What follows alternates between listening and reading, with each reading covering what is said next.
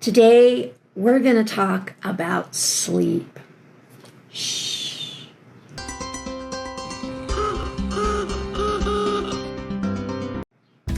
Hello, gentle travelers. In today's modern world, everyone's got a side hustle. And a lot of us even have a side hustle for our side hustle.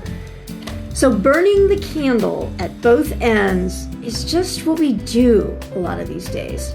It's also pretty common for us to stay up late at night watching our favorite shows or scrolling social media. And even I like to swing by my favorite coffee place every once in a while to get myself a double latte just to get over that afternoon slump. But the fact is that getting good quality sleep is something that everyone must do in order to be healthy. And the habits I just mentioned can seriously prevent that.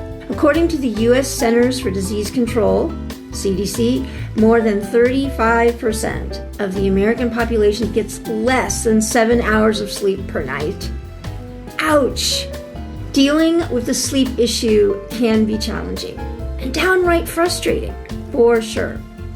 But another fact is that not getting enough quality sleep night after night can absolutely have an impact on your thinking, on your immune system, on your weight, and more. In order to understand how sleep works, we have to take a look at something called the circadian rhythm. This is probably something that you've heard of already, but what is it exactly? The circadian rhythm is something that every living thing has, since every single living thing on the planet goes through cycles of rest and activity throughout the day. It is that internal clock that exists in our brain and body that tells us when is the best time to take a run, wash the dishes, clean the whole house, or finish that project for work, and the best time to slow things down and get some shut-eye. In other words, during the day, our circadian rhythm helps us to use the energy we have in our body and our brain to the fullest. Overnight, it ensures that important regeneration and repair of major organs can happen as well. The circadian rhythm inside of you is pretty amazing. This internal clock works 24/7, and it's also connected to the movements and frequencies of the earth. Your circadian rhythm's job is to regulate internal responses to changes in light in the external environment.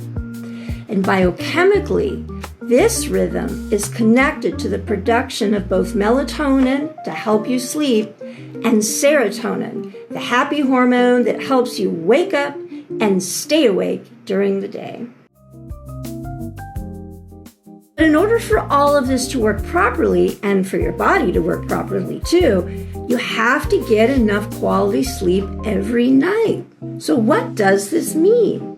Quality sleep has two parts. The first part has to do with how many hours of rest you get a night, the factual data of when you go to sleep and when you wake up.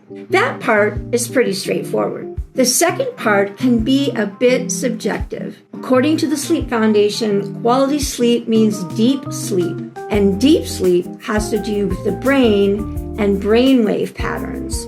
Beta and alpha brainwaves are during the day and for activity. Theta and delta are where the sweet spot happens for deep, restorative sleep.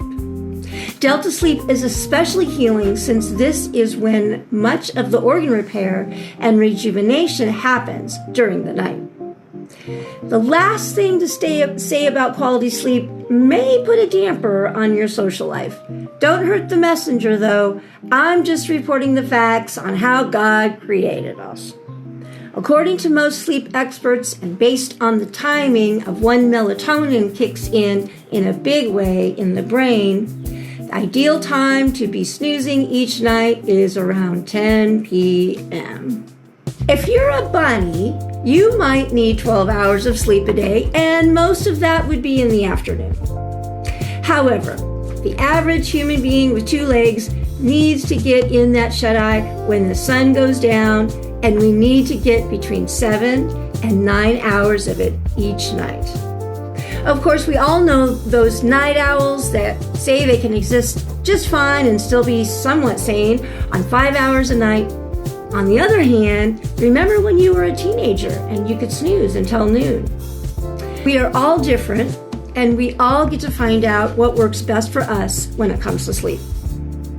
Here are 3 questions to help you determine if you are getting enough good quality sleep. Number 1, do you normally fall asleep within half an hour of going to bed?